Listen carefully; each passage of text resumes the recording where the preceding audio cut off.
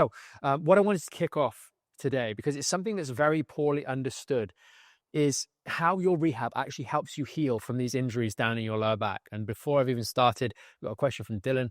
Should you fight through the pain when doing exercises? I think that's a very good place to start. So we'll come back to the topic of conversation today, because that's a very good question from Dylan there.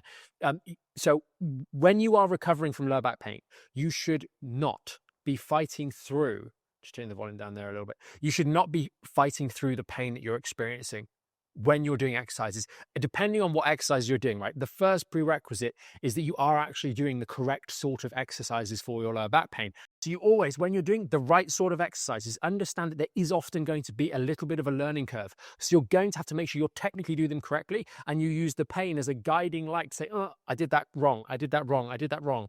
And you combine that with videos so you can see precisely what you're doing, as well as how it's feeling, and maybe a mirror if you can as well, to understand that you're doing the exercise correctly. And then we should not be pushing through the exercises, pushing through pain when we're doing our rehabilitation exercises. But if we're doing, for example, a squat, this is where it can catch some of you out if you're trying to recover from back pain, because many people find exercises like the knee hugs and the child's pose to actually be helpful. I'll just turn the camera around here a little bit so you guys can see me a bit better.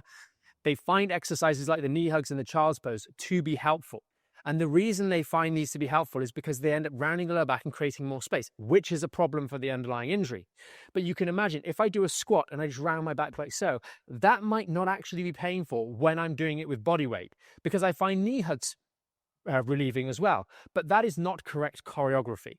So we've always got the aggravation free and we've got the correct choreography blended together to make sure that we're not making errors. Now, the reason why, just for those of you that don't know, the reason why the forward bending feels nice and so many people get caught in this trap is as you bend forwards, you open up the spaces here where the nerves come out. And that creates more room. It creates that temporary amount of relief while we're doing it, but it comes at a cost. You're squashing down more on the front of the vertebra here, and that's creating more strain on these ligaments that are trying to heal and tighten back up. So you want to make sure you're avoiding that kind of stuff. We've got a couple more coming. I struggle to bend forwards. I manage everything else.